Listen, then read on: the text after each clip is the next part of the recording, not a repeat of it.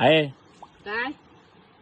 चेतनान बघ दाढी केल्यानं कसं चंपक दिसता तुझ्यामुळे त्याच्यामुळे का त्या तुका देवान हात दिल्यानं ते काय नुसतो बचत दूध दिल्यानं हा ता काय तुका दाढी करूक जमली नाही हा तानी पाऊस चापच गेलो तोंड घेऊन आता लावायचा क्या ना जातलोच पाव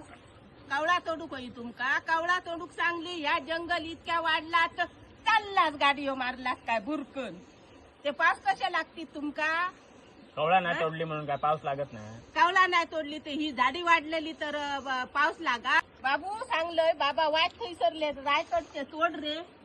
गबराव उद्या तोडूया म्हणून सांगलंस आणि उडालं बाबूच चढलो आणि ते दिवशी तोडले होय बाबू आता काय का ते आता काय उपयोगाचे तो